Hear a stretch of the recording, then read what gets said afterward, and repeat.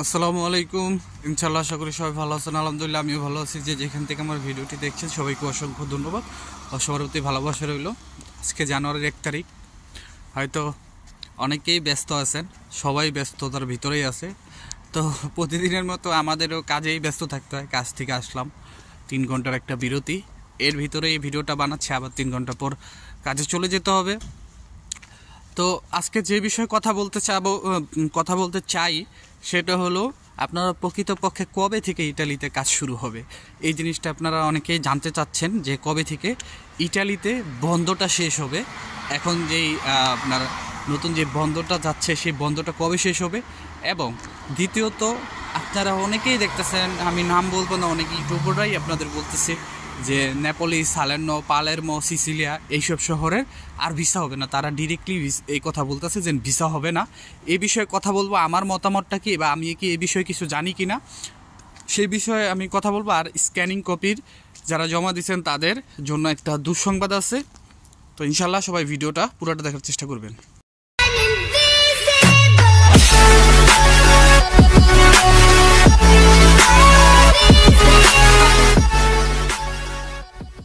তো সব কিছুর জন্য আলহামদুলিল্লাহ। হ্যাঁ, আসলে হ্যাপি নিউ ইয়ার বলতে কিছু নাই।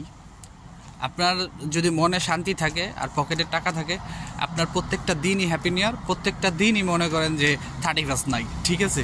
যাই হোক, এগুলা থেকে আমাদের বিরত থাকাই দরকার। কারণ পশ্চিমাদের সাথে এইসব উৎসব যারা পালন করবে তাদের কিন্তু হাসরটা পশ্চিমাদের সাথেই হবে, এটা সবাই মনে রাখতে হবে। আমরা পিছনে অনেক ভুল করছি, সামনের দিনগুলোতে আমরা আমাদের ভুলগুলো শুধরে নিব।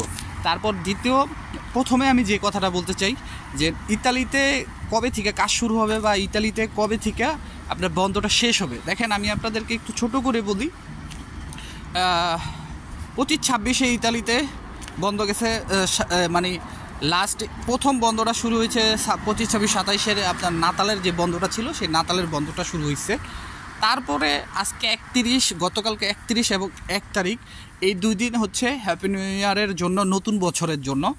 তারপরে 2 দিন আবার খোলা থাকবে এবং উল্টিমো যেটা শেষ বন্ধটা শেষ হবে সেটা হচ্ছে আগামী সোমবার। আর শনি রবি এমনি কিন্তু ইতালিতে বন্ধ থাকে, অফিস আদালতে, এটা আপনারা ভালো করেই জানেন। তো আমরা ধরে নিতে পারি যে আগামী সোমবার মানে 6 তারিখে পর বা 6 তারিখ থেকে ইতালিতে সমস্ত কিছুর কাজ শুরু হবে। যত ধরনের রেস্টুরেন্ট আছে, রেস্টুরেন্ট এখনও ওপেন, আপনার শিপের কাজ হোক, যত ধরনের কাজ হোক শুরু আছে। ইতালিয়ান পেরপুত্তরা বলেন, কমনি বলেন, যত ধরনের কাজ হোক, মানে ঢালাওভাবে তারা ইতালিতে আগের মতো যেরকম নর্মালি কাজ করে সেরকম নর্মালি তারা তাদের কাজে যোগদান করবে।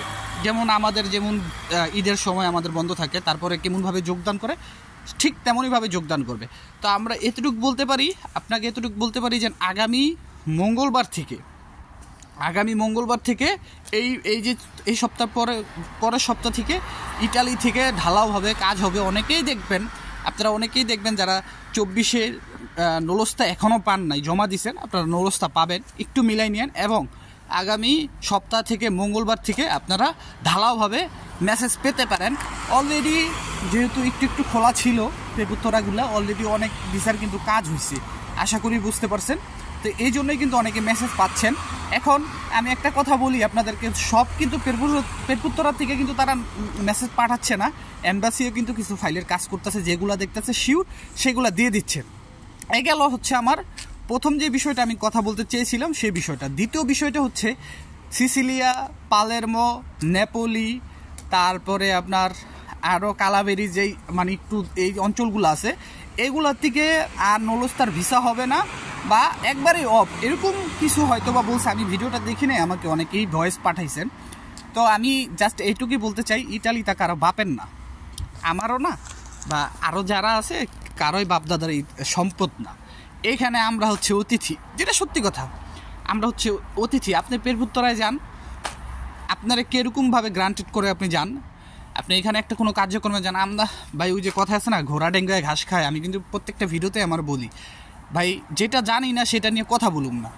আর এই বিষয়টা তো আপনার জানার কথাই যে এখন তুই কি পেরপুত্তরা থেকে ঘোষণা দিলে আপনারা যারাই এই ভিডিও দেখে আমার কাছে বলেন, আপনারা বলেন যে প্রমাণ দেখাইতে যদি পেরপুত্তরা থেকে ঘোষণা দিয়ে থাকে আপনারা ওয়েবসাইটে যান, ওনারা কিন্তু ওয়েবসাইটে এটা দিয়ে দিবে, বা ইতালি অ্যাম্বাসির থেকে কিন্তু আপনাদের বলেই দিবে যে আপনারা যারা নেপোলি, সালের্নো, সিসিলিয়া, হাবিজাবি, বালসাল যেইখান থেকে আপনারা ভিডিও নলস্তা পেয়েছেন, এই শহরের নলস্তাগুলি দেওয়া হবে না। এটা নোটিশ করে দিলে নোটিশ দেখে সবাই মনে করেন যে শান্ত হয়ে যাবে। এখন তার পাসপোর্ট ফেরত দেওয়ার কিছু নেই, পাসপোর্ট তো নিয়েই গেছে।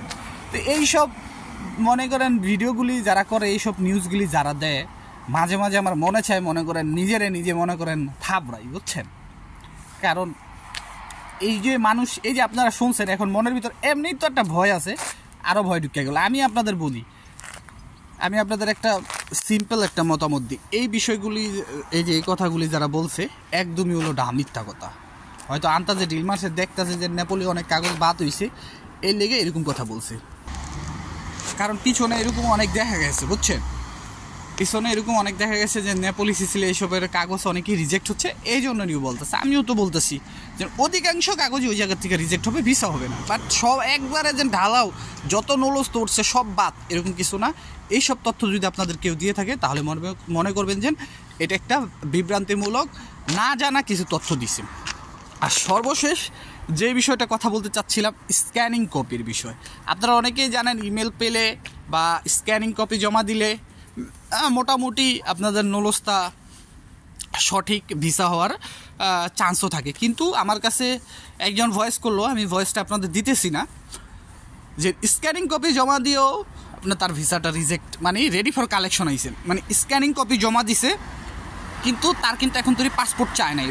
পাসপোর্ট না চাওয়াই তিনি অনলাইনে চেক করছে, দেখেছেন তার রেডি ফর কালেকশন। তো এখন তিনি পাসপোর্ট চায় নাই, তাহলে তার রেডি ফর কালেকশন আসলে এটা কি ধরা যায় যে রিজেক্ট হতে পারে। এখন এই তথ্যটা আমি আপনাদেরকে সম্পূর্ণ ভিএফএস ওপেন হলে তিনি পাসপোর্টটা যখন কালেকশন করতে যাবে, হয়তো আগামীকাল যাবে, আমি তখনই আপনাদেরকে বিস্তারিত বলতে পারবো যে এই যে স্ক্যানিং কপির যে মেসেজটা আসছে রেডি ফর কালেকশন, সেটার কি ভিসা হয়েছে নাকি রিজেক্ট করা হয়েছে।